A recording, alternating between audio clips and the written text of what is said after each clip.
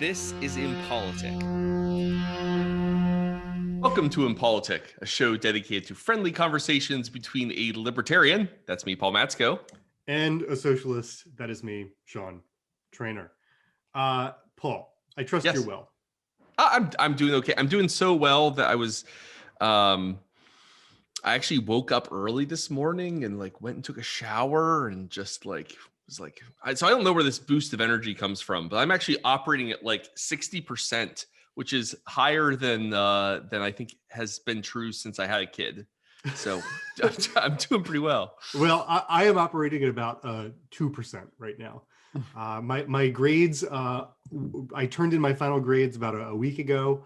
And since then, I've just been sort of stumbling through life. However, I have done a lot of procrastinating cleaning, cleaned out closet in the home office.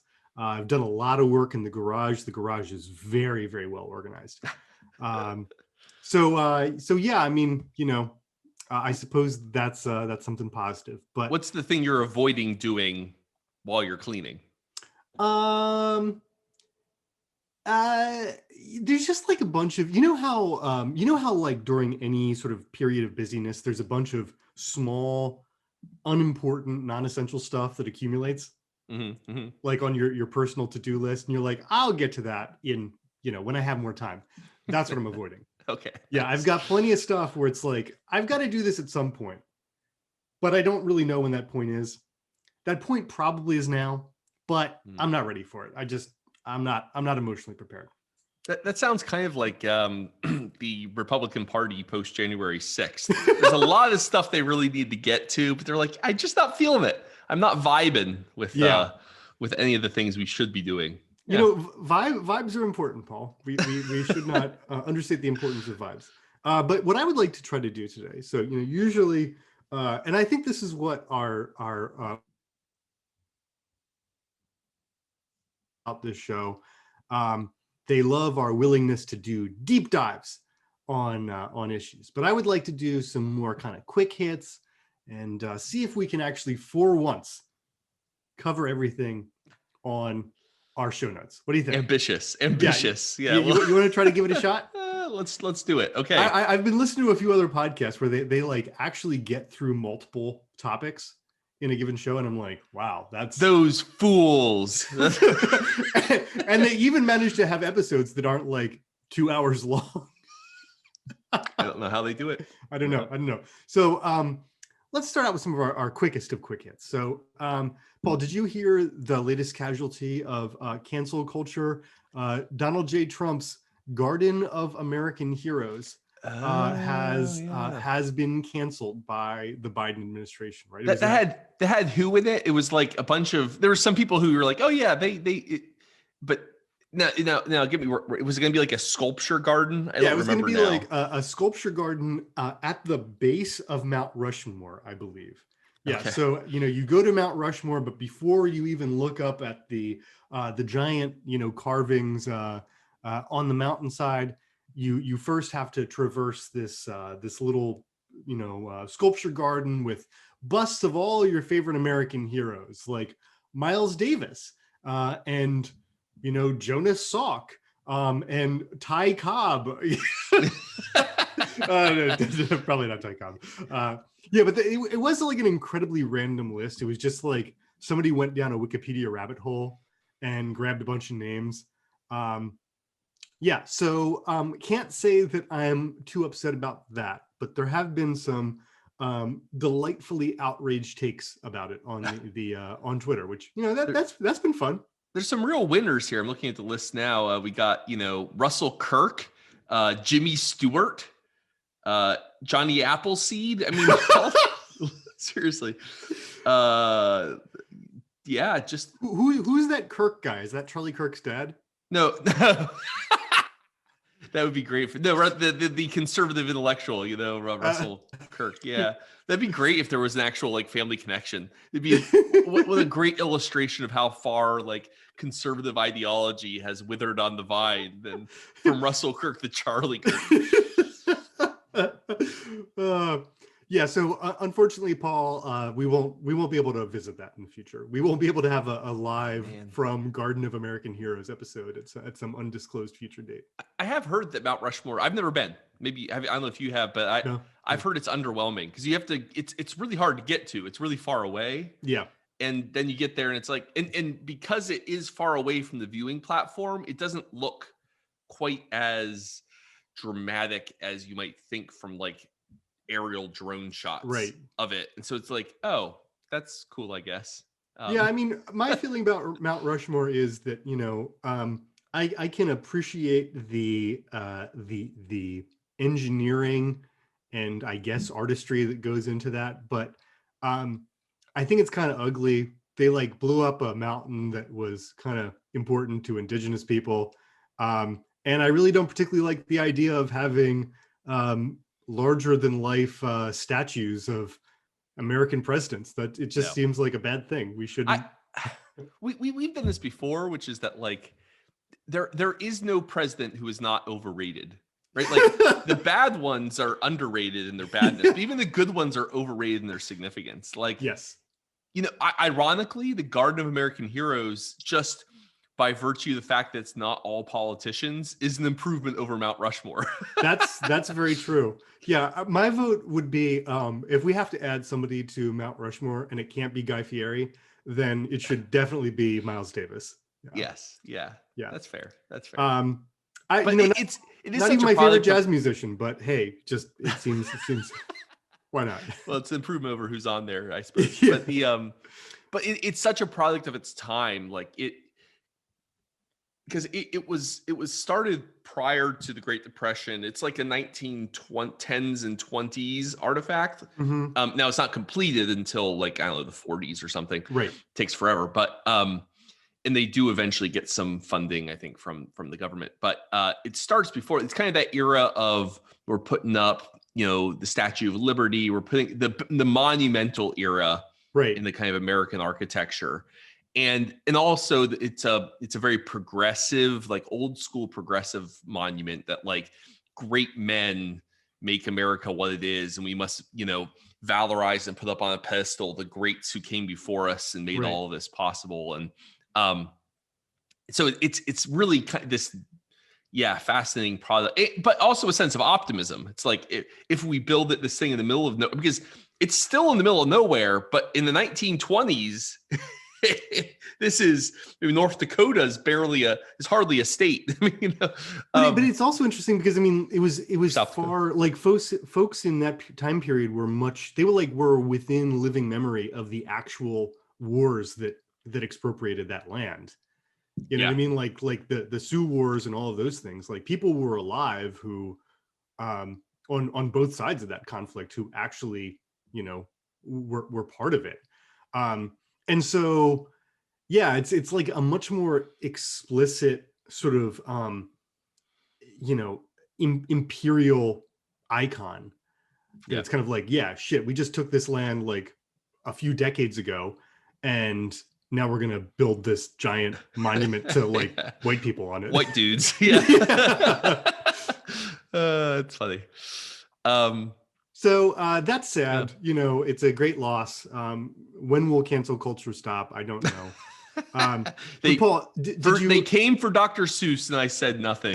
They came for the Garden of American Heroes and I closed my lips. Yep. But no longer, Sean. no longer. And Paul, I know that we've long been craving a name for our position within our generation. Like, are we older millennials? Are we just millennials? Or are we? Have we miscategorized the opening point of millennialdom and the end point of Gen Xers? Are we actually late Gen Xers? No, Paul. We are, according to one recent post, it was a Medium post, which is, of course, the definitive source on all this. That is. We are geriatric millennials. Oh, yeah. Which, a lot of people were very much up in arms about this. They really hated the idea of being called geriatric millennials. But I actually love this. Yeah, you because, like that? I feel very old. My interests are the interests largely of an old person. Yeah, I mean, being prematurely old is like, that's my jam, you I know? mean, you are the kind of guy who won like the Dwight D. Eisenhower Award as like a 10-year-old or something. Like you've always been a little out of step with the time, Sean. Can we But Paul, say? you are never going to stop owning me for that No, award. no, it's too good. It's too good. No, I mean you know, I show up at grad school and you give us a tour of the downtown, you're like 3-piece suit. You've always just been a little out of step with the time flow, Sean, you know? What can I say? So how do you feel about it? Are you happy to be a geriatric millennial? Yeah, I think I'll take geriatric millennial. I mean, it's funny because like before this kind of conversation, the last I'd seen geriatric as a like a rhetorical controversy was over there was a push among medical rhetoricians to get rid of geriatric pregnancy Right. as a term. Yes. But the reason for it was not really robust. It was just that like because a geriatric pregnancy by definition is if you have a kid you're older than 35. Right. You're like 36 and older and you're a woman, it's considered a geriatric pregnancy. Right. Which just means that you're, you know, as you get older, the risk both to mother and child increases. It's a Right. higher risk pregnancy, and it's because you're older, just quite simply. Right. And so geriatric means older, Yeah. like pediatric means young Right. kids. And so it makes sense. I'm not sure what else you would call it. But people didn't like it because like there's lots of women who are like, I'm only 36. I don't feel old. And you know, oldness is not very popular in America. We don't want to look older. No. We want to look younger, you know, via plastic surgery, via athletic endeavors, via whatever. We're obsessed with staying young. And so it basically was just like, how dare you tell me I'm old? It's like, that's not the point here. It's not everything's about your sense of self-worth. This is, yeah. So it is funny, like, and it makes the same kind of resistance. Like millennials, I'm not old. I don't feel old. How dare you call me geriatric? But let me tell you, anybody who is, you know, who was born in the early 80s and thinks that they're still young, please, I invite you, spend some time with people between the ages of 18 and 22, and you will realize how very, very old you are. I just found out that I'm cheugy. Yeah, I heard about that term. That basically just means that like we're like post and cringe over here. Is that? Yeah, I think so. Yeah. Though I went down the list of like stuff that indicates one's, or I think it just means basic, right? Like, I thought it meant like a millennial who's trying too hard to be like Zoomer cool. Yeah. I thought that's what cheugy is. That not basic? What's the difference between that and basic? Basic is just like it's one of those deceptively simple slang terms. It's like you just do all of the like most basic stuff. Okay. Because the list of cheugy stuff seemed basic. It was like wearing Ugg boots or live, laugh, love signs on the walls in your kitchen. Or, you know, that is actually basic. Yeah, so there's some overlap there. Yeah. I find it confusing. Yeah. Interesting. I don't know. I suppose we're cheugy too. Well, just discussing it, using slang and discussing the meanings is the ultimate cheugy act. What, pray tell, is this cheugy? Is it lit? Is it fire? Is it low key dope? Is it lit AF? There you go. We are already dating ourselves, Paul. It is true. There's that brief window when you're like in grad school, you're still close enough to the undergrads that you're teaching that you're still kind of with it. Yeah. And then, but at some indecipherable point, it just flips. Yeah. Just like that. And you're all like, of your oh my cultural goodness. references have no purchase. Yeah, it's amazing. Yeah. Yeah, I am most definitely on the far side of that. And I gotta say, I like it. It's liberating because I just know that all of my cultural references are going to miss the mark, and they're going to seem extremely old-fashioned and therefore a little funny. So I like it. I embrace it. You don't feel the obligation to keep up with things either. Like I remember back in the day, it was like, oh, I should watch that show because everyone else is watching it. Well, I get the, it's like, no, I don't watch anything other than like things my kids watch, like that's fine. I'm out of touch. Yep.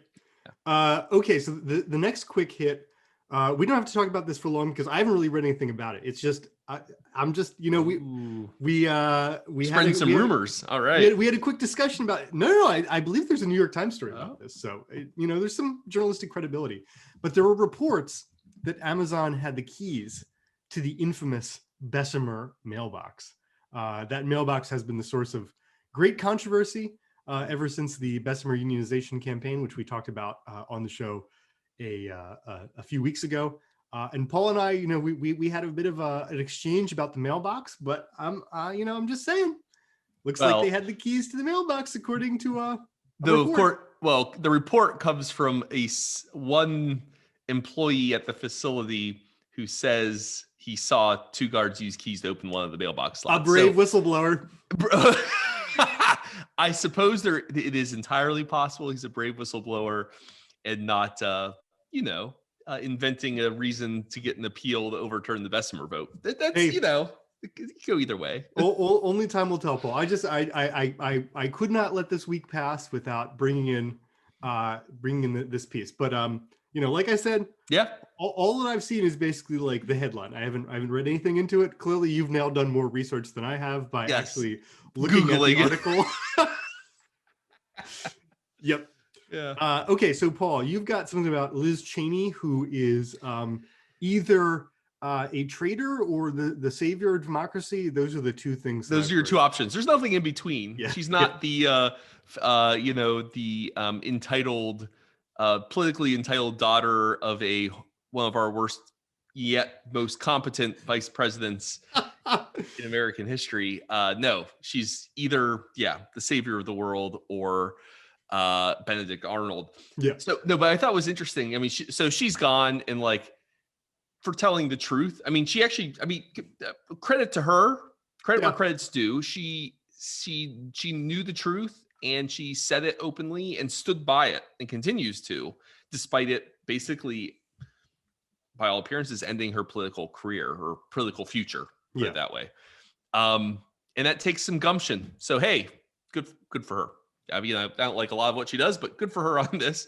But it is a good reminder. I mean, just on the top level, it's a reminder of the extent to which January 6th, not only did we fail to actually create any kind of real accountability for those responsible for the insurrection, the only people we've created accountability for are the people who tried to hold the other folks accountable. Right? The GOP is purging. It's functionally purging everyone who called out what happened on January 6th as inappropriate, which again is sending a signal in the future. And we should expect this, maybe not in 2024, 2028, but we are routinizing the end of peaceful transition of power in democratic elections, and routinizing for the political class. Because remember, the GOP was, for a time, there was this on the fence nature in the first 4 days after January 6th. Right. Most of Republicans publicly commenting were this is inappropriate, this is wrong, we should do something. But that window snapped shut basically because rank and file GOP members like what happened on January 6th, or maybe not, they don't like what happened on January 6th. They don't want that to get in the way of what they actually value, their political project, put it that way. Yeah. And so, if you're a GOP politician in the future insurrection, that the dumbest thing you can do is to get in the way. The smart thing to do is to actually actively support it. So every time you test this, we're reinforcing the idea that no caution, throw caution to the winds. The smart play is to back whatever anti-democratic action is being done. So it reinforces that the third most powerful member of the GOP congressional delegation, spoke out and has lost her position as a result. But here's the other thing, though. It speaks to something that we've talked about, which she's being replaced with Stefanik, Lise Stefanik, who is she's our age. She's 36. A geriatric millennial. Geriatric millennial. So we're replacing an actual geriatric with a geriatric millennial. This is Congress in a nutshell.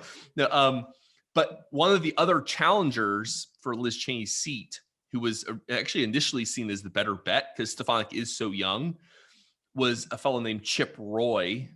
And Chip, so the contrast here, both of them are pro-Trump. Both Chip and Stefanik were like, rah, Trump, But Stefanik was actually relatively late to the bandwagon because when she ran as a 30-year-old, she was a moderate Republican, like in her stances on a range of things. Like she actually pushed back on the Muslim ban. So early on, she was a kind of a critic of Trump, but she be converted by 2018 into like his most ardent supporter, and that's been her rise. She's been rewarded for that, right? And she has a bright political future because of it. But her lifetime ratings by the, so conservative think tanks will put out these like scorecards for how conservative you are. And so Chip's lifetime ratings from Heritage are 96% and 95% from the American Conservative Union, whereas Stefanik's are 48% and 44%. She actually has a lower rating from the Club for Growth, like a small government think tank. She has a lower rating from the Club for Growth than Ilhan Omar. Interesting. Right? So she's not some sort of like, but it's a reminder of what conservatism has. It's been hollowed out. It's no longer filled with some sort of, fusionist conservative ideology. It's just the veneration of the great orange one and reflexive pugilistic opposition to anything done by the other side. That's it. It's that. I mean, you cannot signify it more than that. That they got rid of. There were two other actual conservative options. One that was opposed to Trump. One that was for him, but was actually still ideologically conservative. But nope, it's the one who is most publicly pugilistically fighting back against them libs and socialists and whatnot. That is the path to success in today's GOP, because that is the GOP, right? That's what the voters want. This is not just some elite cabal. That's your GOP, folks. Well, I do have some doubts about Stefanik's long-term reliability as a standard bearer of MAGA world, because she has too many syllables in her name. Elise Stefanik, 5 syllables. No. Where's this other guy, Chip Cludd or whatever? Chip Roy, but yeah, Chip Roy. Yeah, I mean Ted Yoho. Yeah, Roy. Again, we my 3-syllable theory. You're only a reliable MAGA shithead if you've got 3 syllables in your name or fewer, and ideally your last name should sound like an onomatopoeia. Cotton. Yep. Ted Cruz, I suppose. Ted Clump. That's I'm telling you, that's the ideal MAGA politician. The one thing, so this is something I've been very critical about in other contexts, and I do think what I'm about to describe is a genuinely bad thing, but it may be helpful in terms of containing the process that you're just describing. So you're right that Cheney has paid a steep immediate political price for I don't want to say her bravery, but for like acknowledging reality for what it is. Yeah. I mean, she's losing her leadership position. She's going to get booted, et cetera, et cetera. So I haven't really been following this stuff, but she hasn't lost her seat. I mean, she will most surely lose her seat in the next election, probably, or she'll get primaried, right? She'll get primaried, yeah. Well, it'll be interesting. It'll be actually a big test, another test of how far this goes. Like people in her district, though, I saw a local news report where they did man on the street interviews in her district, and they're all like, "Well, she's horrible now." Like, yeah, sure, I voted for her last time, but like, she criticized the president, and it was all very. So she should be worried about. Yeah.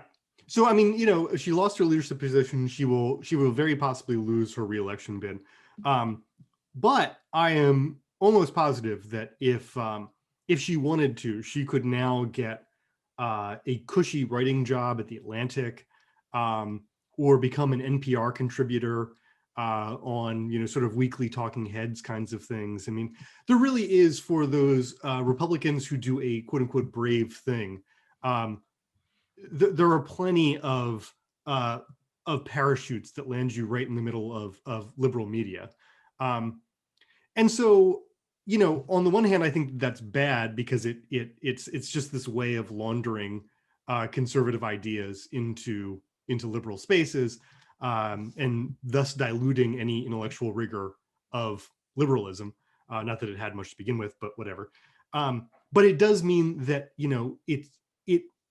it means that speaking out as a Republican is a less risky proposition than it might otherwise be, because there are cushy jobs on the other side of that process. Yeah, I know, but people become politicians because they like, having power and proximity to power. So like, yeah, they're not going to be starving. They're going to be doing just fine. But that's not what they wanted. I mean, that's not what drives these people. You're saying being the next Barry Weiss isn't what drives Liz Cheney? I'm not sure that's even what drives Barry Weiss. But yeah, no. So it's yeah. I mean, that is the thing though. Like everyone, I mean, the surest way to have a successful, like easy downsloped retirement is to go into politics. Like it doesn't matter how shitty of a politician you are. It doesn't matter who you work for.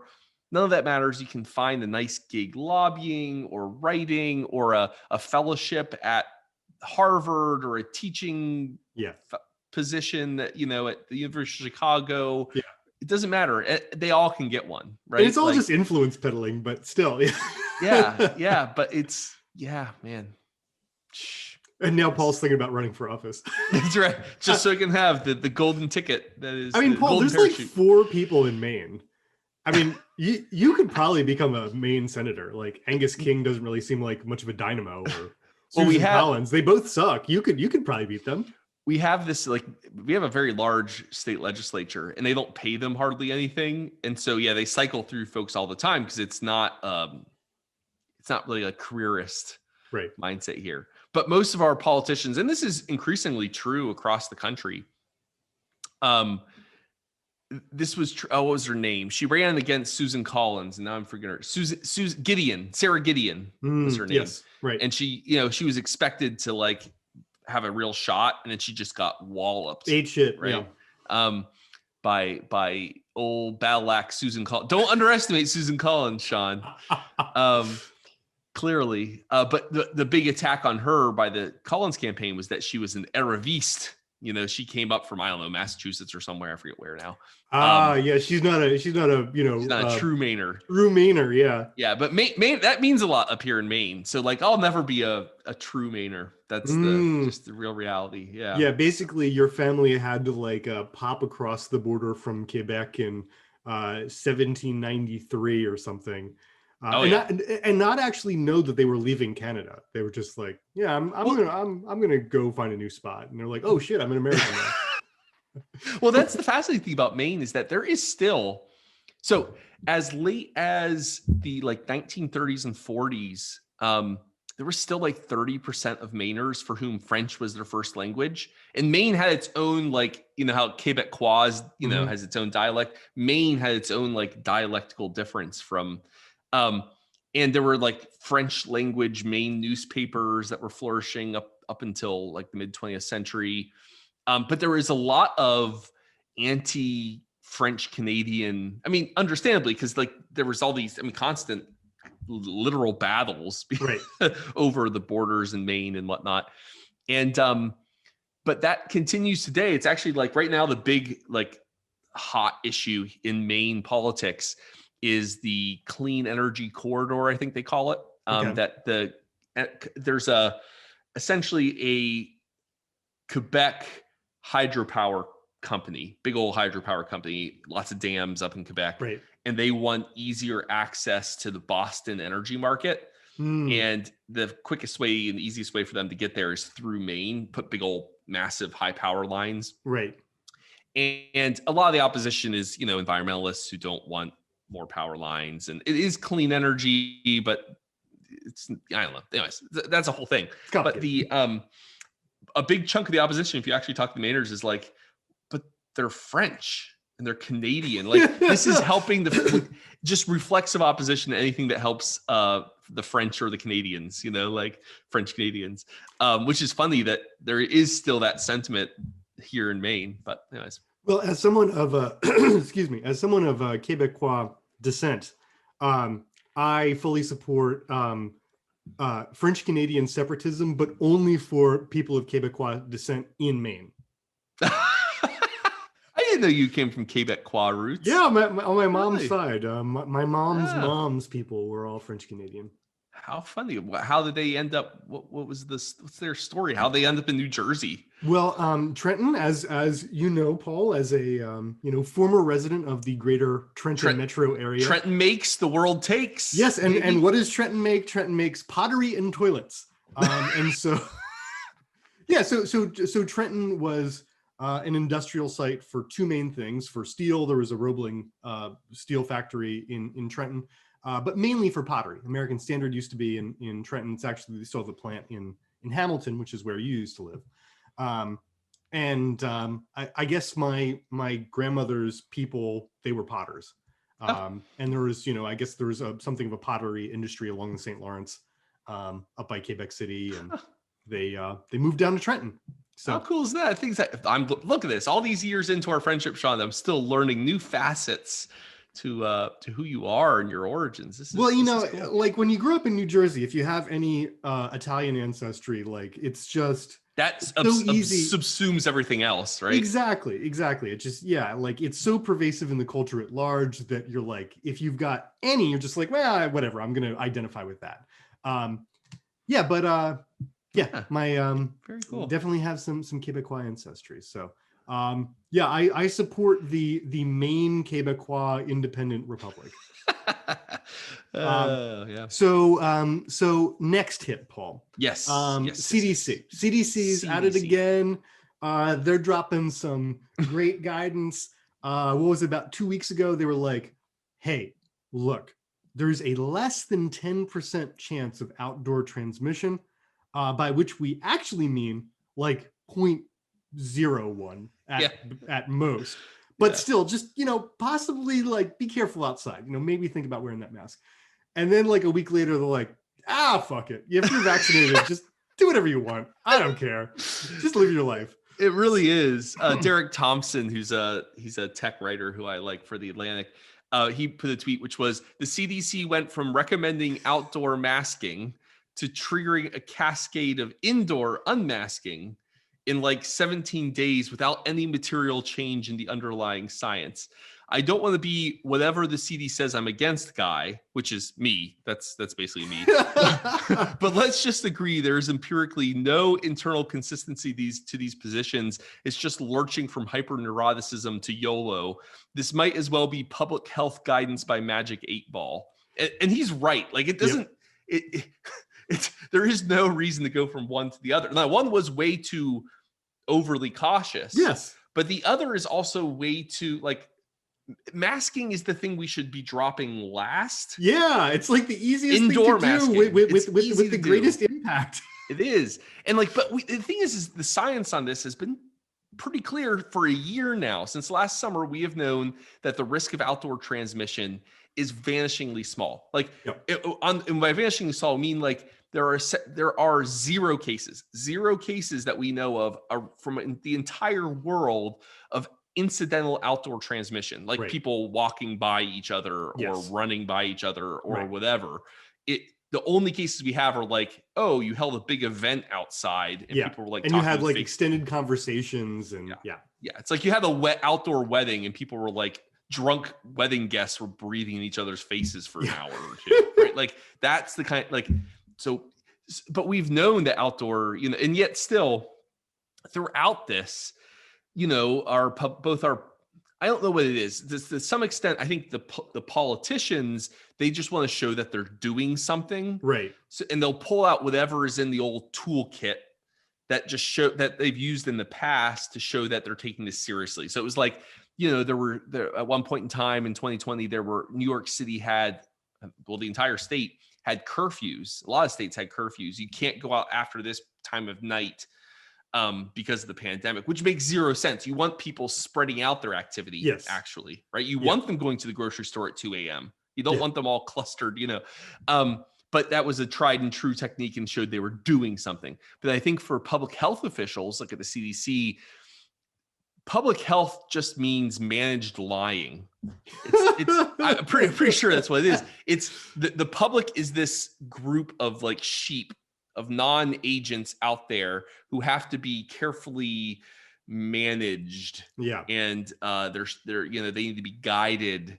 And so you certainly aren't going to just tell them the truth straightforwardly. And so throughout every step of this process, it's like, here's what we know, our latest guidance from the science, but here is our triangulation that if we actually say what we know now, people might do this, or they might do this, or they might do that. So let's very carefully, we'll do this. Yeah.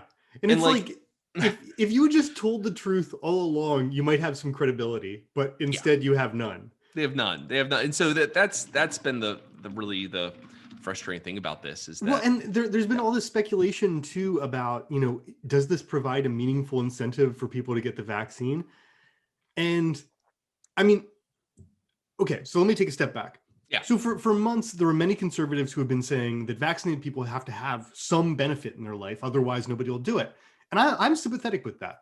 I would have gotten the vaccine no matter what, but for people who are on the fence, sure, give them a cookie.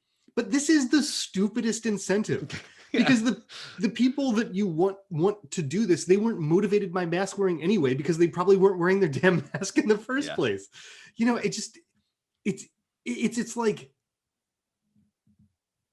it seems like the CDC communication team or policymaking team should include, a handful of sociologists, psychologists, behavioral economists, like people who actually study and understand, human incentives and human behavior. But instead it's like you get the science, and then it's like you're a kindergartner trying to understand what makes people tick. I mean, it's just from a humanistic perspective or a social science point of view, it's unbelievably stupid. I have no idea what's going on in their heads. Well, and from a humanist perspective, I mean, I am generally pro people. If there's something I want to be known for, it's being pro people, and it's that, like, in general, I think most people, but most people are trying. We try. Yeah. We're triers, right? And I think most people operate in good faith. Most people are not criminals. Most people are good. Yeah. Or at least trying their best. Right. And like, people will behave it's like they'll give back to you what you give to them. So if you trust them, you might actually, they're more likely to be trustworthy than if you treat them like kids. Yes. And like, we know this, for example, bear in mind, early in the pandemic, the people writ large, the public, did not wait for official government guidance on lockdowns and being or masking. Or masking. They started doing it on their own. You can actually look at the data from like Open Door, for like restaurant reservation websites. Weeks before any of the states or even the federal government declared an emergency, people started changing their behavior. And indeed, when some of the states, mostly with Republican governors, tried to end all of the restrictions, like in the summer of 2020, people, you look at the movement data of like how much people move around with their phones, how often they go to restaurants, all that, it only budged a little bit.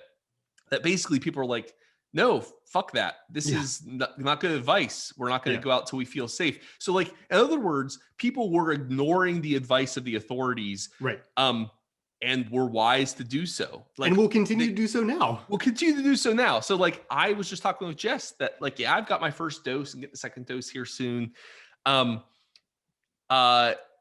Like if I'm in an indoor like space where I'm not eating or something, I'm just going to keep wearing a mask for now because like just because you have the vaccine, yes, my odds of hospitalization and death are vanishingly low because of that, but I can still contract it and my life would be really inconvenient if I did.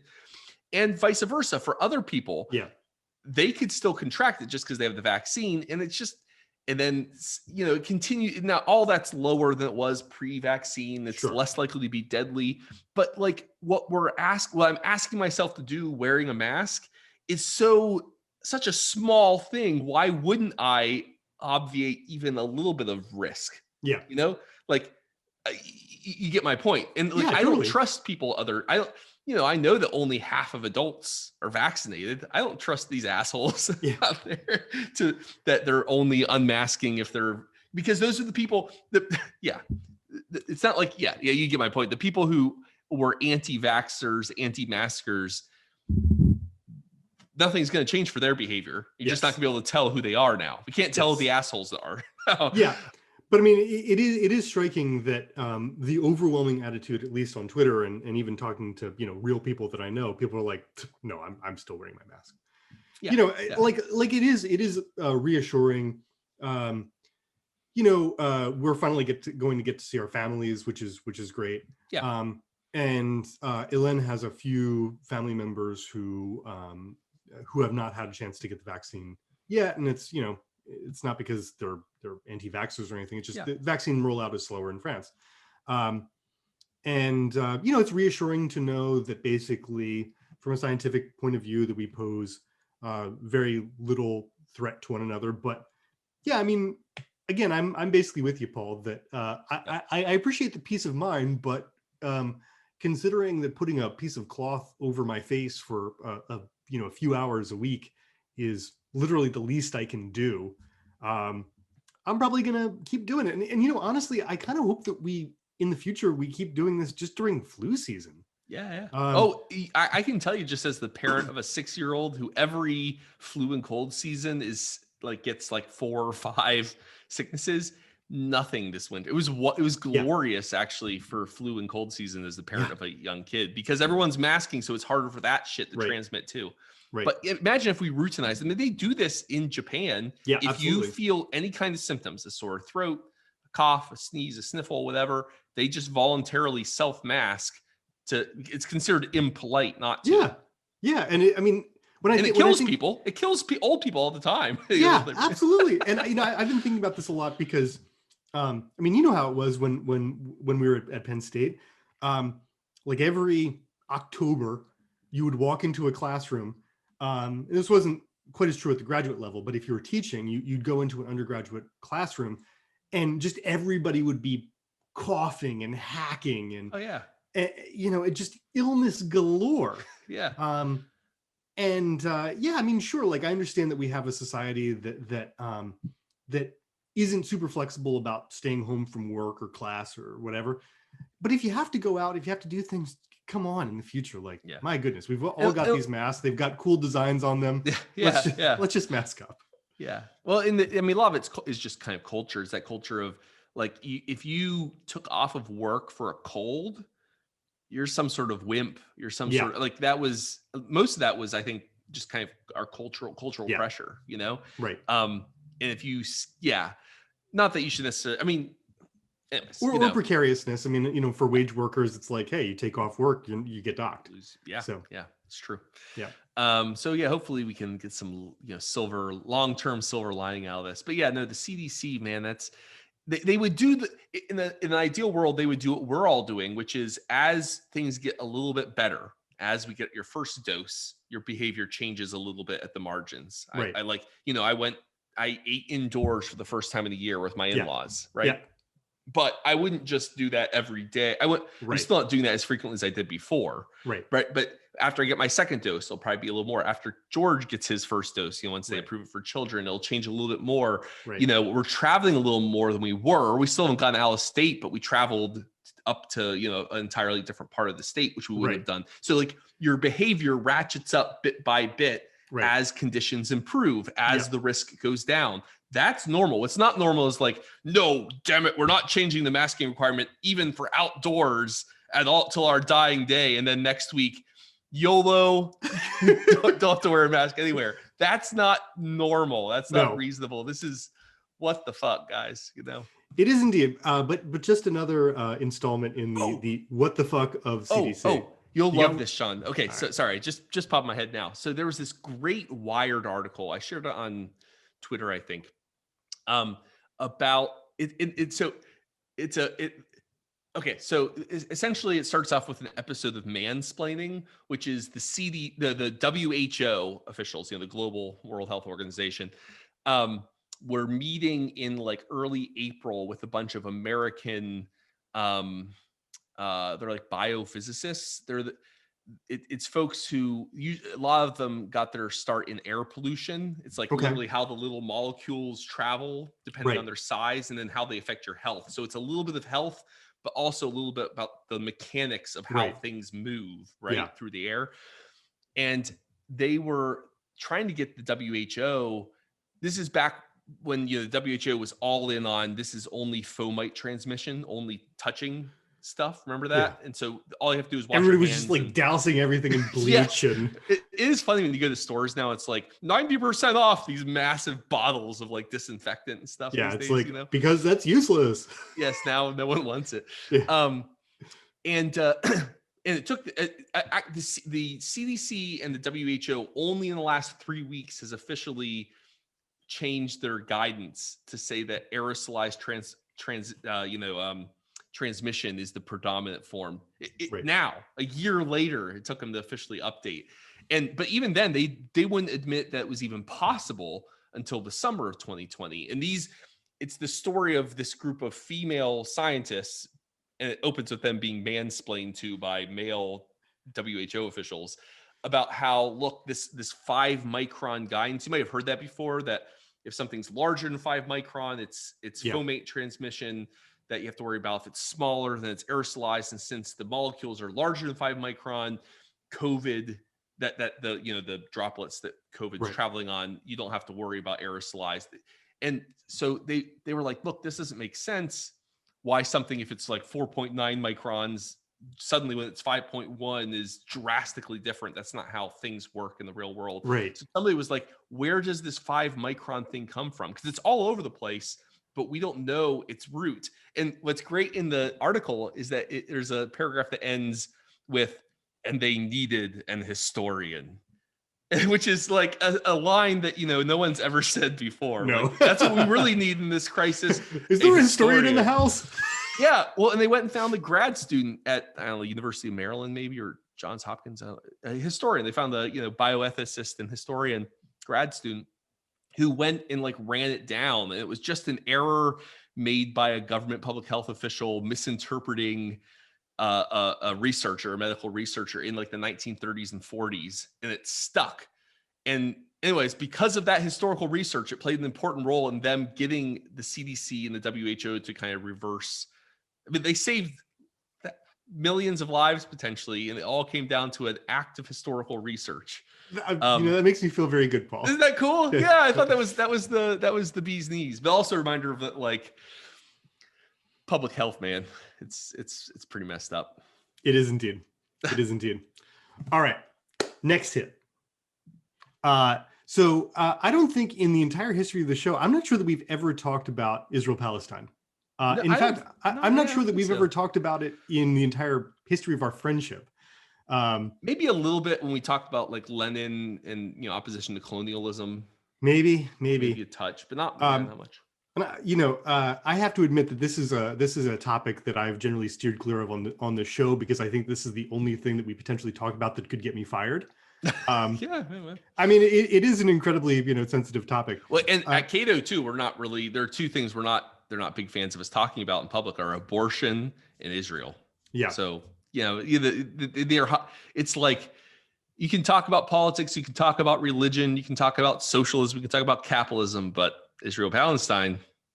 Yeah. It's a flashpoint, right? It really is, and it is.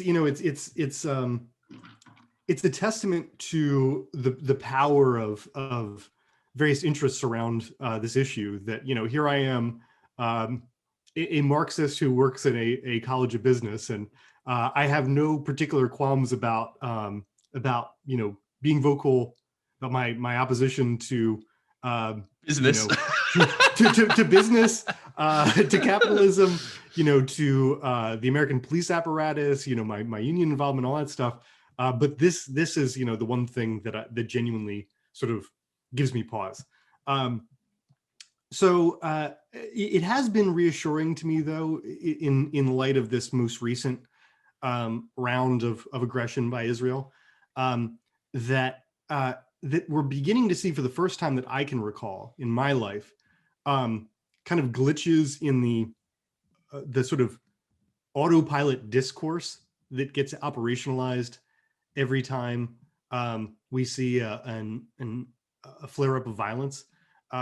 When people sort of pushing back on the platitudes that are used to justify the occupation, that are used to justify the gross asymmetry of violence between a sovereign state and a colonized people. So have you noticed that as well, that people are like, yeah, this right to exist, it's not a meaningful statement. Like, you can't just trot that out and ask that to do all the work for you. Yeah, I generally, like, it's one of those situations where it's the way I put it is that there really aren't any. There are fewer good guys and bad guys than most people think, right? Like, to the American Christian Zionist, the Israelis are the good guys, Right, and the sure. Palestinians are the bad guys. To a certain set of, not all, but to a certain set of, I don't know, lefties, the Palestinians are the good guys and the Israelis are the bad guys, right? Like, but it's just not that simple. The very few folks over there in charge of making policy, the ones responsible for a lot of this, but not even just them, but there are very few just clear, straightforward good guys and bad guys. It's a mess of people being terrible to each other, and how terrible they're able to be is a function of who has the most power, different kinds of power. It's like, so there was a tweet I saw the other day where it was just someone doing man on the street interviews in like Tel Aviv, and it was just ordinary Israelis saying horrific things about Palestinian, residents, citizens. Right.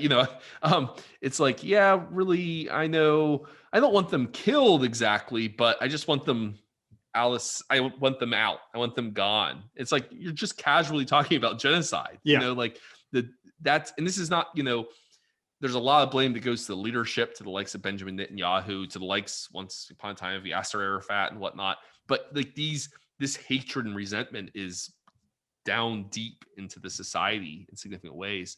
But to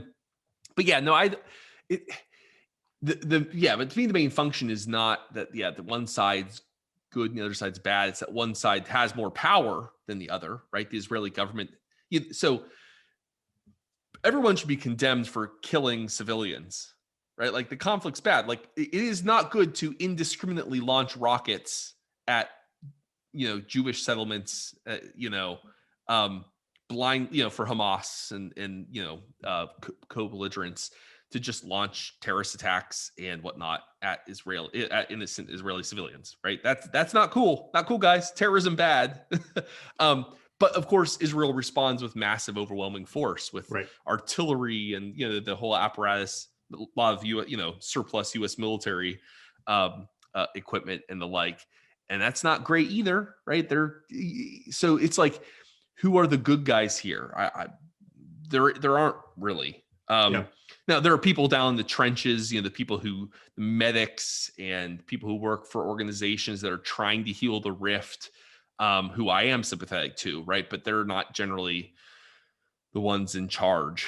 So I don't know. Like, it's such a mess, and like, and it's always hard to know who to trust, right? Because it's so ingrained. It's kind of like Northern Ireland during the Troubles. It's like no one really covered themselves in valor. Oh, I guess valor. You can be brave and be bad, and glory in that situation, right? Not cool to go around blowing shit up in England, right? Also not cool to go and summarily execute IRA members in Northern Ireland. Like, again, it's just a bunch of people doing shitty things to each other out of long-standing, deep-rooted hatreds.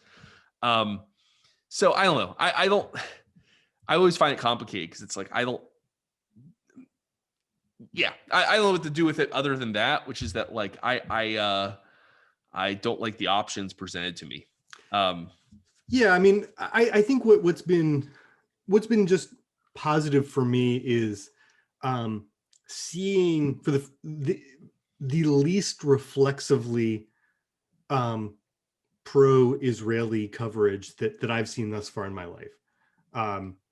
It's still been overwhelmingly pro-Israeli in the media, but both online and even in the mainstream media, there's just been less of that sort of reflexive defense of the occupation than we've seen in the past. Because of a declining Jewish American influence in like the left coalition? I think a lot of it is just that that younger Jews are, as far as I can tell, are far more critical of the Zionist project.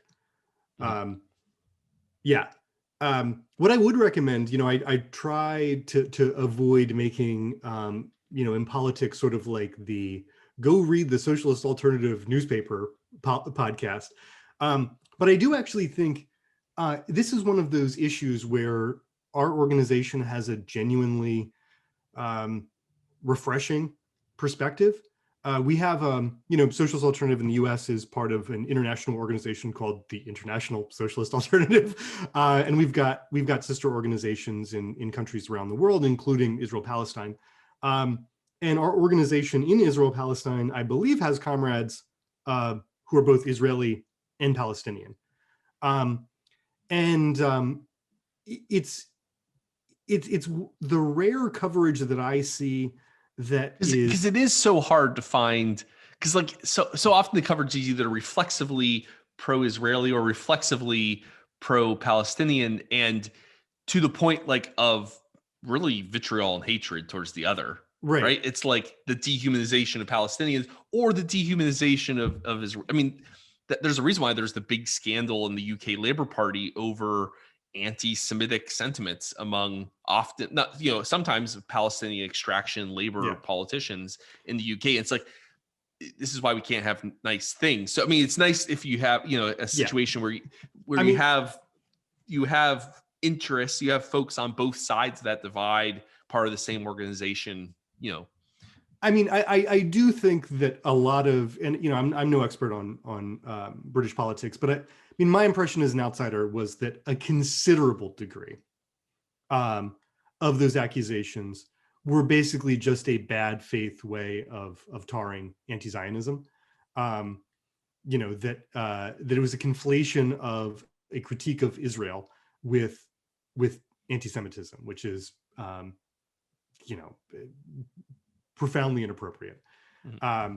And I think we've seen something similar in the U.S. where these sort of bad faith, ostensibly anti-racist critiques are trotted out as a way of discrediting left formations.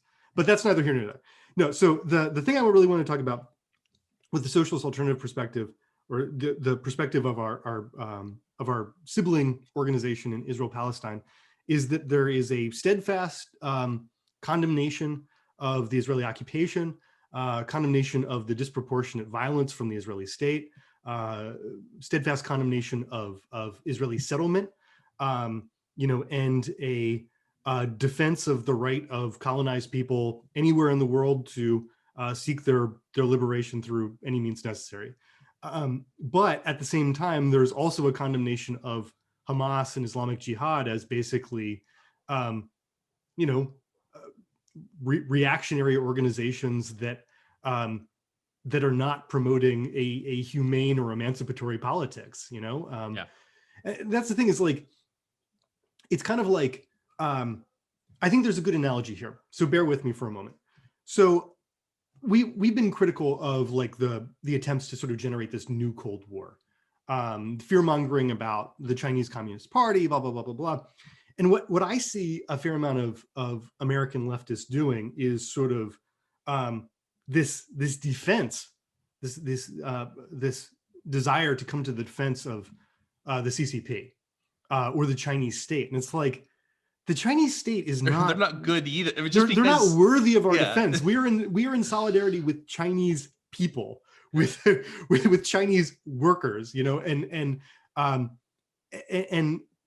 like, just because you don't want a conflict between our state and the Chinese state doesn't mean that you are by default, in solidarity with a state apparatus that is oppressing, fellow workers, fellow people. And just I think because you're anti-imperialist doesn't mean you should be pro whoever's on the other side of that particular empire, right? Like, I call it the Jane Fonda syndrome, which is that, like, she Hanoi Jane, she infamously went over to North Vietnam and got promo pics of her on a anyways, it was anti-aircraft gun, anti-aircraft gun, and like, so she was absolutely correct that America should not have been in Vietnam. The Vietnam War was a mistake, but she tipped from that opposition to American imperialism into, like, hey, Viet Cong, cool guys. Like, hey, these are warriors for freedom. These are, and like, no, okay, the first bit's good, but no. And there's a tendency to do that like, wherever there's a villain, there has to be a hero.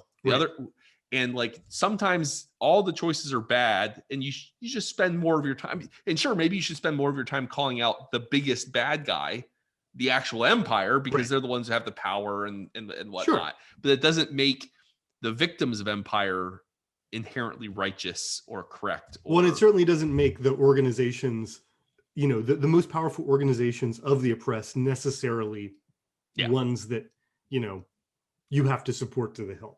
Because oftentimes they're perfectly willing to victimize, right? They're just smaller victimizers. And they use anti-imperialism as an excuse to get away with it, right?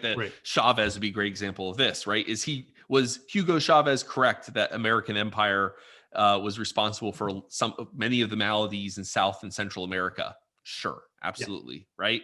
But he used that to justify his own victimization of his people, or some of his people, and just ran his country into the ground ultimately, right? So, like, just because he's correct that the U.S. were bad actors in Venezuela doesn't make him a good actor, right? Right? Yeah, you get the point. Yeah. We should have a Venezuela day someday. Yeah, we should do a. So that was the main thing that I wanted to say about. I think it's it's easy to get discouraged in this particular moment and sort of feel like nothing is ever capable of change. But I do think that at least at the level of discourse, we're seeing cracks. And if there are cracks in this issue of all things, one of the areas where very powerful people have worked very hard to silence any alternative, I think that's compelling. That's important. It's interesting. I'm trying to think of my own, like, the circles I came from, right? So in American evangelical circles, Christian Zionism is a big deal. Right. Now that not all American evangelicals think of it exactly the same way. There's like kind of levels of intensity. So like there were expressly Christian Zionist organizations where they would, fundraise from non-Jewish American evangelicals to send money over for various like Messianic Jewish organizations, like, Jews who convert to evangelicalism, or just to pay for like airlifts of Russian Jews to Israel. That was a big deal back in the 90s and aughts. They'd play these videos of like elderly Russian Jewish like pensioners walking sadly down the road in Russia. They'd be like, hey, if you love, the Bible says, pray for the peace of Jerusalem, you should love God's people, blah, blah, blah. Hey, you evangelical, if you just give X number of dollars, this sad Russian Jew can be happy. They show pictures of them in Israel praying at the wall or something. It was a big old, probably a grift. I don't know. I haven't looked at the finances. Lots of money exchanged hands for all kinds of, anyways. So that like there were people you could get regular periodicals and magazines promoting Christian Zionism, but there are a lot of evangelicals too who just were kind of pro-Israel in their politics, but it was not as big of a deal. Like it was not on the higher, as that high in the tier of their concerns. But in general, Christian Zionism, big deal in American evangelical circles. I'm trying to think whether that has wavered some. I don't know if I'm as well connected to be able to tell. It's possible though. Like, I'll tell you my own personal little story. I remember my parents would take mission teams of college students to Australia in the summers when I was a kid and teenager. And we went to this Faith Arabic Baptist Church in Sydney, Australia, which was filled with, Australia has a very high number of Middle Eastern immigrants, Right. Refugees from just Middle Eastern diaspora. Right. And a lot of them, it was a big church, big old like kind of mega church in Sydney suburbs, and filled with folks from across the Middle East who were Christians of various kinds. Interestingly, forging a kind of a new because there would be like Lebanese Maronites, there would be Syrian Catholics, Iraqi, like folks from all across the Middle East, from all kinds of, these are not all the same exact Christian tradition, right? Yeah. Forged into something kind of new and trans-Arabic. None of them were Arabic either. They were Palestinian. Right. They're, that's whole complicated. What counts as Arabic? It's a language, not an ethnicity, right? Right. But it's also that, anyways, it's complicated. Yeah.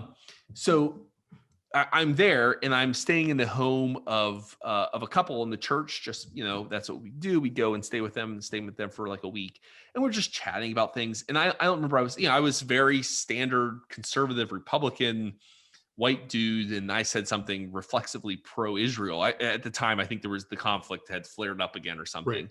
And they gave me this look, and they're like, I guess you don't know this, but like our church is filled. They themselves are Lebanese. Our church is filled with people like us who fled to Australia not because of Hamas or our Muslim neighbors, right, but because Israel came and blew up our village. Yeah. Right. Like, and very often in these communities, for this family, it was true. Like, they didn't trust either side. Like, they were worried about Hamas because, actually the Muslims didn't like Arabic Protestants either. Right. They're the third wheel, right? So in this area, well, it depends where you're looking, Israel proper or outside, but like the largest in the larger community, there are, Arabic Muslims, right, are the largest community. Then you have, they're in conflict with Israeli Jews, right.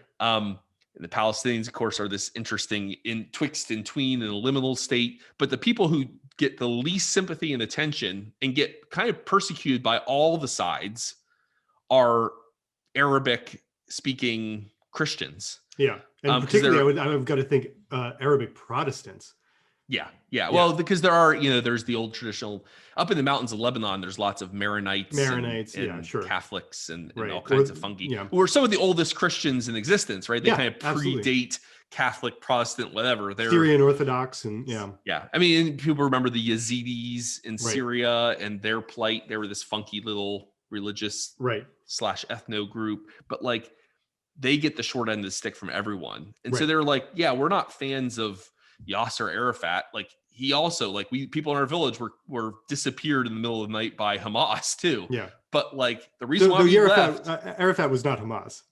Okay. I'm that. Yeah. Okay. That's Sorry. Pardon me. Incorrect. But like, I guess in their case, they were worried about Hezbollah as much as they were worried about Hamas, but that's not Arafat either, is it? I don't know. No, Hezbollah is he's PLO. He's Palestinian Liberation Organization. Yeah, and the PLO, at least in its sort of early phase, was much more of a sort of internationalist, secular Marxist organization.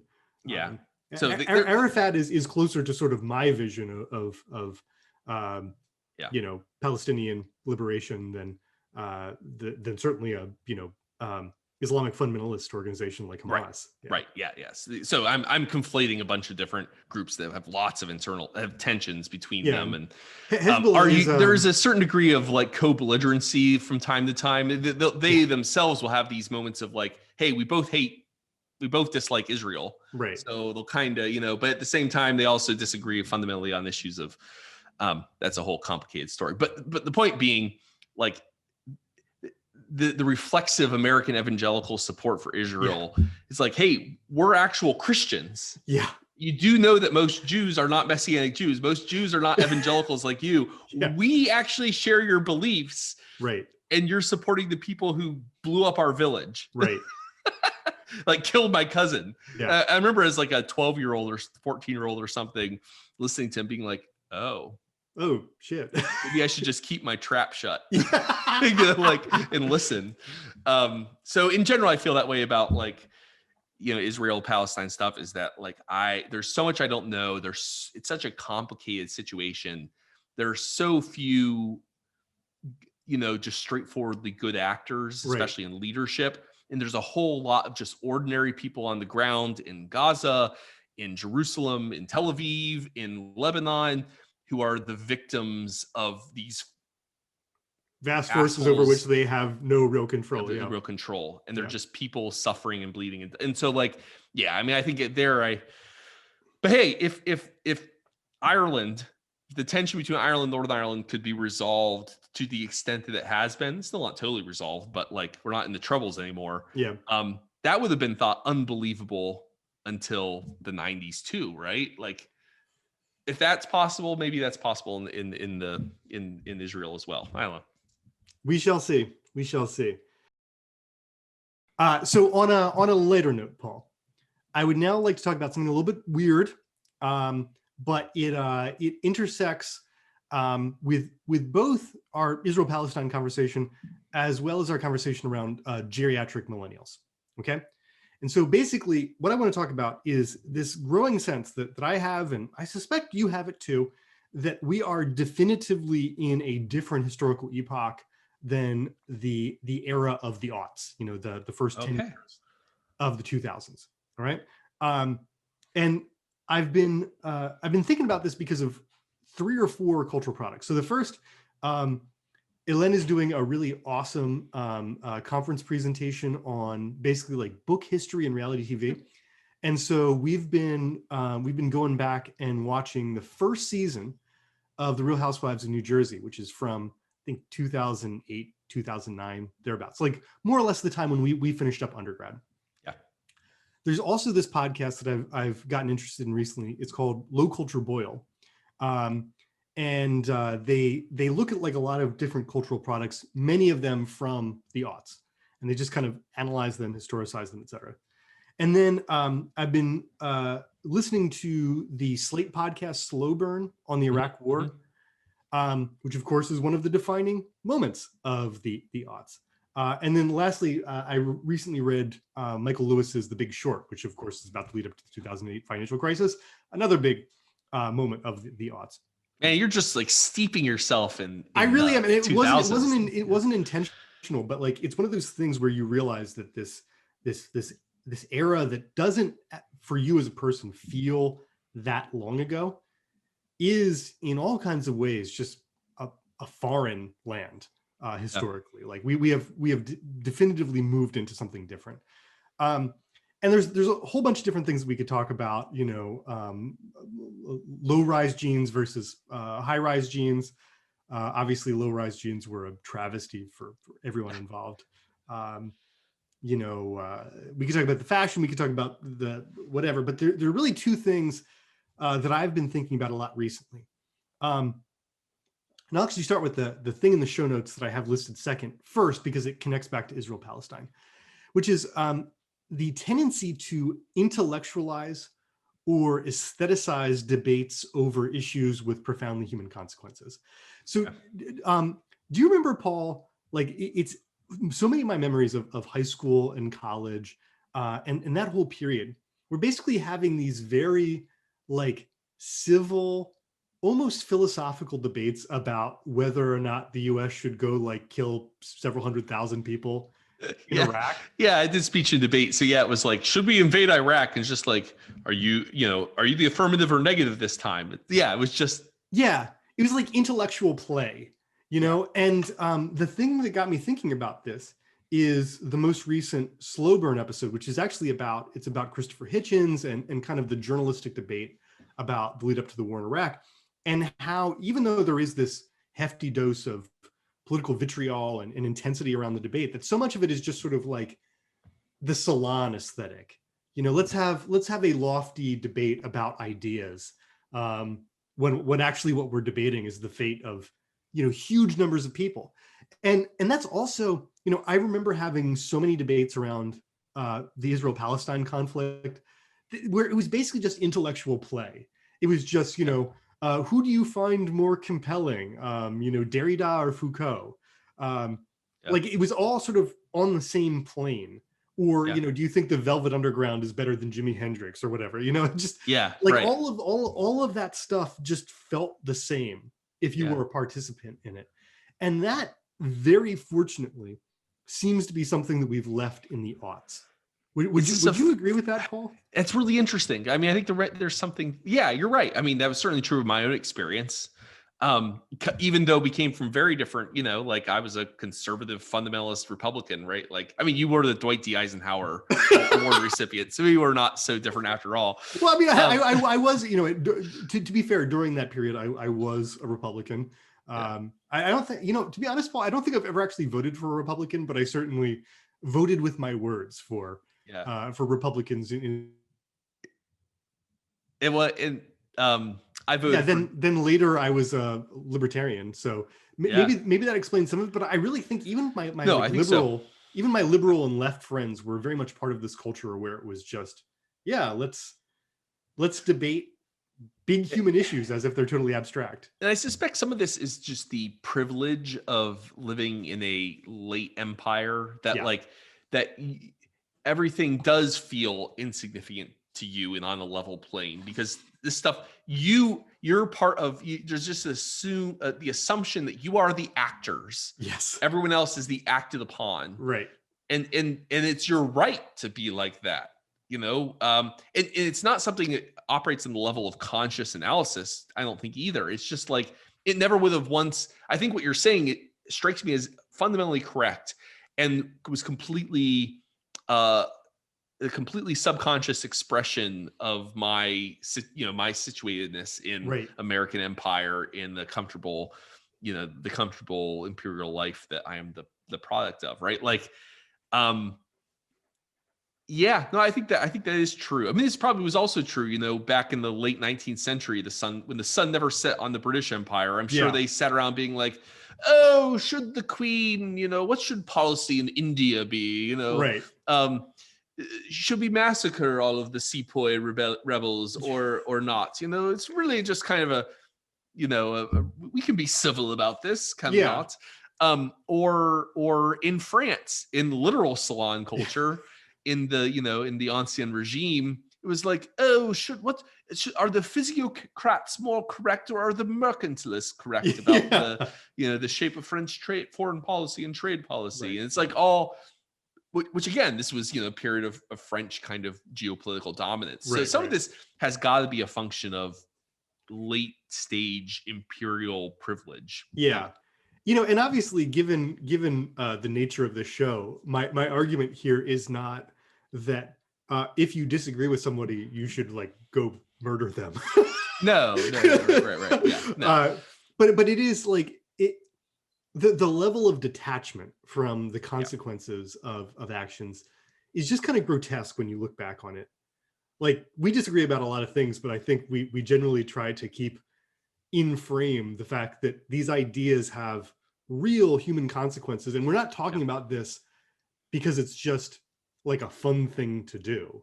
Like, we're both intellectuals, not necessarily, the greatest intellectuals, but we like ideas for ideas' sake. But at the same time, this isn't an onanistic, enterprise that we're engaged in. Right. Well, what propels? Hopefully. I mean, there's a reason why you're out there organizing. Right. You're not. These aren't just ideas, right? Like you are putting these ideas in action on your end. My job is to try to encourage people to have better ideas, because I think ideas matter. That's how you shift a society. That's how you get change to happen. So, no, they're not just ideas for ideas' sake. But that is a very good description of kind of intellectual discourse in the aughts. That would feel odd now. Like, in fact, if you tried to do that now on Twitter, people would be calling you out, like, read the room, and I don't know. Exactly.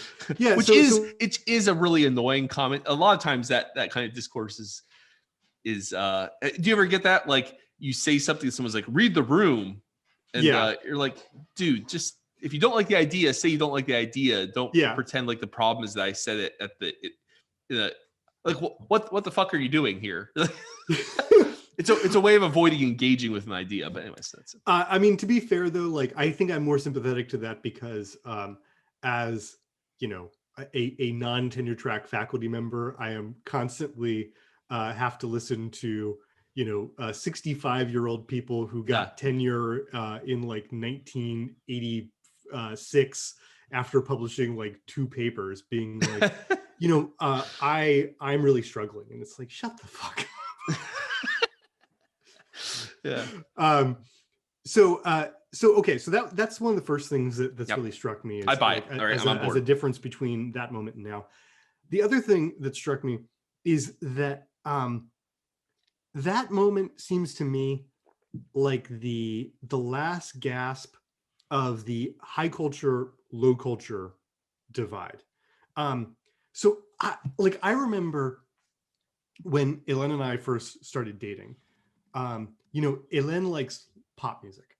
You know what I mean? Like, sort of people that normal folks have heard of. Backstreet Boys, yo. Yeah.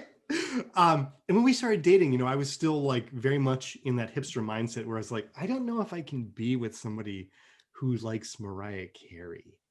And like that whole idea, like that self-obsession, as being a person of taste and refinement. I've read the right books, I listen to the right music, I have the appropriate opinions on high culture stuff. I was so deeply invested in that, and so were a lot of the folks around me.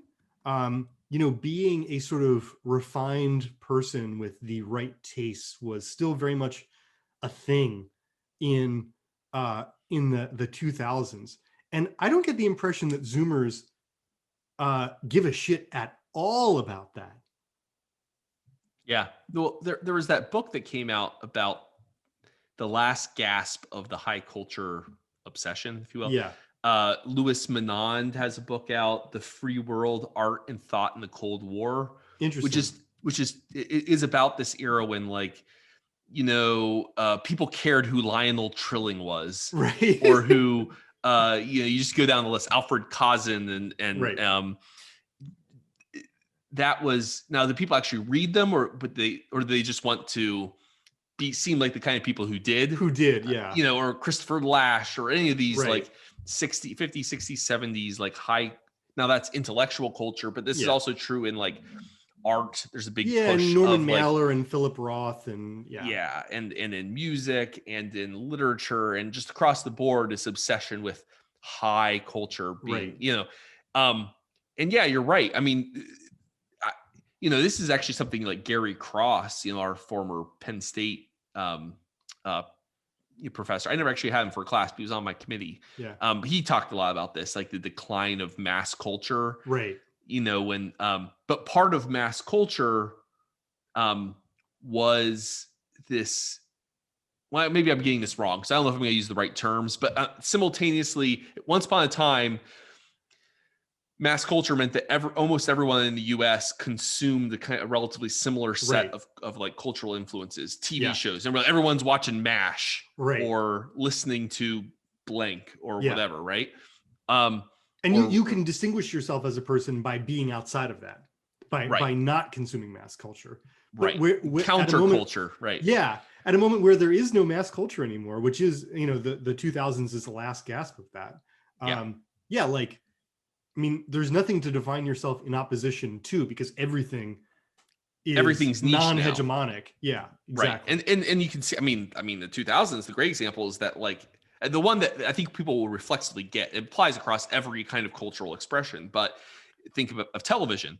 Like, again, once upon a time, the 2000s, where we transition from, part of this is the rise of the streaming revolution, but we transition from a time when everyone's watching Seinfeld or Friends in the 90s and early 2000s to like prestige television that only a handful of people watch. Thus, it's prestige. Only a few people watch it, to an era now today where just the sheer quantity of content from around the globe means that only a very small percentage of anyone watches or consumes the same stuff. And so, like, but the 2000s is that transition moment, right? Yeah. Where we still remember, it's still that, when does Seinfeld end? Friends? I think the early 2000s. Early 2000s, yeah. And like, so you do see the end. Now it's not exactly the same as high culture. I mean, Seinfeld's not high culture, right? No, so it's mass culture and yeah. Hass culture, they're somewhat different, but like it's a reminder that there's a big transition. Yeah. The 2000s. But yeah. It's kind of like that. You know, when I was a kid, the big deal for my parents was making sure like every bougie household had to have an encyclopedia set. Right. And that was a big deal in the post World War II era, was door-to-door encyclopedia salesman. Right. Like, don't you want your kids to be elevated to, you know, improve themselves and their knowledge and their future? You need to have an encyclopedia set. And like, that was a thing. And that's a high culture kind of mindset. Like, our kids need to all go and learn violin. Right. You know, not guitar. Right. That was started to change, but in the mid 20th century, that was a big deal. You had to get like piano or violin lessons, but mom, I just want to learn guitar and be like Jimi Hendrix or whatever. But like that doesn't become acceptable till later. So that aspirational, we need to be elevated and high, you know. Yeah, that feels so old fashioned and quaint now, doesn't it? It does. Yeah. I mean, some of it is just like, I am a more mature person and less of an asshole than I was, 10, 15 years ago. But like the idea now of judging somebody, first of all, I have been forced to concede how much I love pop music, just by, there comes a time where you have to be honest with yourself, Paul.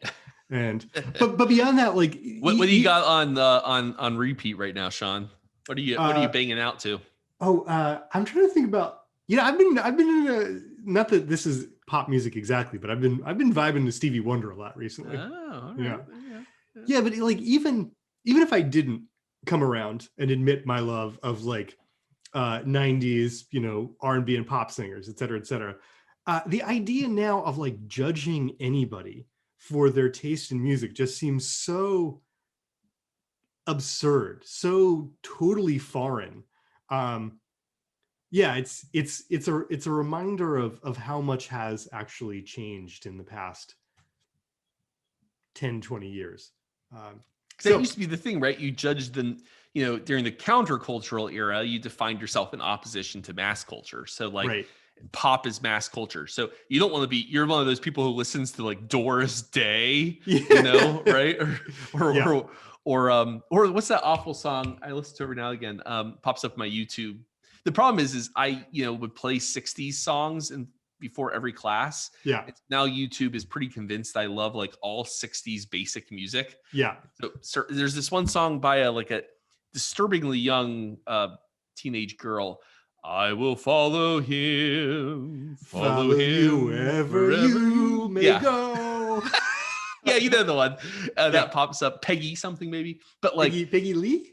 Yeah, so you don't want to be defined by that. You have to be defined in opposition. So like the cool kids listen to Jimi Hendrix or the Rolling Stones or later on Twisted Sister or I don't know, whatever, right? Twisted, what a random example, Paul. Twisted Sister. You're welcome. You're welcome. Hey, Donald Trump played his campaign rally, so it's still relevant, right? Thin Lizzy.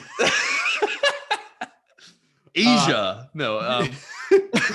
I just love the days where you could just call a band like a state or a country or a continent, like Asia, Kansas, Asia, Europe, or even the song to Africa. Exactly. Right? Toto's Africa. But and there's a last gasp of that with like the hipsters, like, your group is known. Like I was listening to this garage band since before they were cool. Yeah. Right. But even that feels dated now in the age of Spotify. Like there is no, sure, you got your Taylor Swifties and your whatever, but arguably even that is a last gasp because Taylor Swift, Justin Bieber, all of them are they're kind of at the end of the old era. Right. Yeah. But today there is no there's the counterculture is kind of dead because it was defined in opposition to dominant mass culture. So it is striking to me that basically the resurgent left has actually killed both of those things. Like hipsters were the last people to be obsessed with the high culture, low culture divide. Most of those folks like grew up and just joined DSA. And And it's also, I think, the resurgent left tendency, which has helped combat that tendency to aestheticize debates. Though we do see remnants of, I think, both of these things in the extremely online thing where people are like, oh, you're a Marxist-Leninist Maoist. Well, I'm a left internationalist, Plekhanov post-Trotskyist. It's like, what the fuck are any of you people talking about? Like, shut up. Just, fine. Read your theory. That's good. Reading theory is good. But like, it's not about, oh God, just this investment in people's very granular, particular ideology. I probably, my personal rule of thumb is that whenever anybody defines their political ideology by somebody who has been, like the first thing that comes out of their mouth is to define it by a person who has been dead for more than a century. Not good. Not good. It's trouble. Yeah, yeah. trouble. Yeah. Well, there is something to like, it's high culture as like, so high culture is like a conscious act, right? Yeah. Like it is, if I identify things that if I ascribe to them will make me a better person, moral self-improvement, social status, whatever, I'm better by attaining or consuming, producing these things. But like what's weird about that is that, like, as we both read Clifford Geertz and the Balinese cockfights and all that, right? Probably, I mean, I did, but that's pretty common in grad school these days. And we know that like culture, most of culture, I mean, almost by definition, culture are these unconscious signs and symbols and structures that are submerged in our thinking. Culture is not a thing we can, it's very hard to be aware of.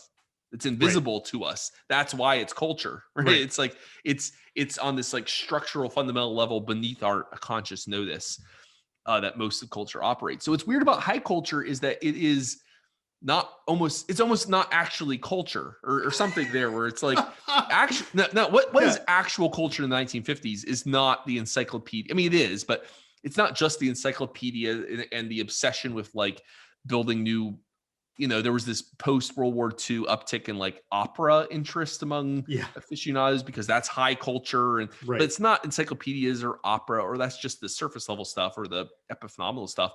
What culture really is like, well, Jesus and John Wayne, it's toxic masculinity. It's reflexive support for American jingoism and empire. It's white supremacy. That's actual culture because but it's assumed, it's invisible. It's below conscious notice. So it's funny is that when we talk about culture, we're talking about the stuff that's actually the least significant culture. In a way. And it's so funny that you mentioned this because, I wanted to highlight these two things, the high culture, low culture divide, the tendency to intellectualize debates. But one of the things that I've also been struck by is, so many of the ideas that I grew up with, and which were deeply problematic, and I had to work very hard to overcome about, particularly about gender, but also about, empire, about racism, et cetera, et cetera.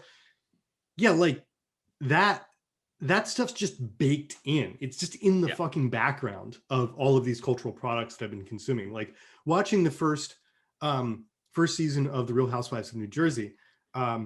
There's one of the husbands just like cracks a homophobic joke.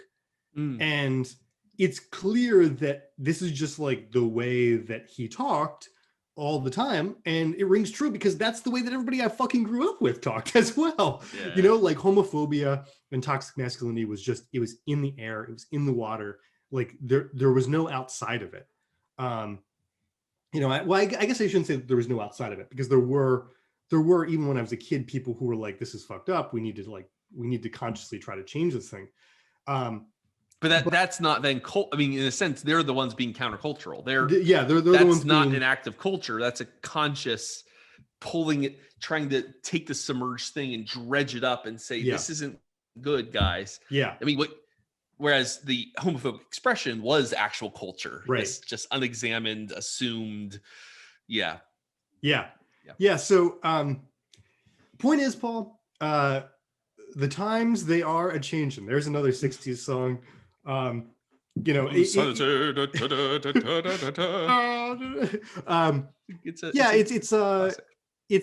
It's one of those things where I think doing something like this, just engaging with culture that feels relatively close in time, relatively familiar on an occasional basis, I think it's a very healthy thing for people to do, because it is a very powerful antidote to this sense, particularly if you're invested in social or political change of one sort or another. It's a powerful reminder that like actually change does take place all the time. There are these huge dramatic shifts that take place in a very brief period of time. And if that's possible, then other things are possible too. I like it. That's a hopeful note. That's pretty hopeful good. Note. Should we end on that note? I know we got two more things here. I don't. Maybe we should save them for next time, perhaps. I do, just as a preview, one of the things I had written down was I want to talk about Mark Levin's forthcoming book, American Marxism, which, believe it or not, I don't think it's about, stuff that I'm interested in. I think it's just about how Joe Biden is actually like a crypto Stalinist or something. Yeah. Oh, definitely. Well, that's clear. And there was, it's one of the funny things about this moment in like conservative Twitter discourse. It's like, we all get that Joe Biden is just this boring, kind of reactionary old Senate dinosaur, right? Like, there's a lot to dislike about Joe Biden, but he's so boring and predictable in general. Like, but they're trying to turn him into some sort of secret Hitler. Oh, not Hitler, secret Stalin, right? Like, but Hitler was a socialist, as we all know. Hitler was a socialist, so yes, he can be a secret communist Hitler. I repeat myself. And trying to make it. I mean, that was always the problem during the campaign, was that like Joe Biden's just sitting there in his basement, like doing old man things, and they were trying to turn him into Hillary Clinton, like some sort of existent. It's like, no, he's just or Bernie. Or Bernie, yeah. No, he's just an old dude in his basement. Like, and that is actually one of the really positive things about actually having people like Bernie on the scene, is that it makes all of those claims that, Joe Biden's a socialist. It's like, no, that's the socialist. That's a socialist. Yeah. Like, at least he's a kind of socialist, and Joe Biden is clearly not that. I mean, if he was, why were they running against each other? So at any rate, we'll come back to that. I have a whole thing about how the federal government created an artificial doctor shortage. We'll talk about, we have to do our Ford v Ferrari for next time. So sorry for all of you who were eagerly anticipating our conversation about watches and people staring at each other in cars. We will get to that soon, though. Promise. All right. Well, everybody, thanks for sticking with us. I hope you enjoyed this rare Impolitic episode where we actually covered multiple topics. We did. Look at this. This is like a milestone. That was like how many topics? 1, 2, 3, 4, 5, 6, 7. 7 topics. Yes. All right. This is, I don't think it was good. We should try this again, Paul. Yeah.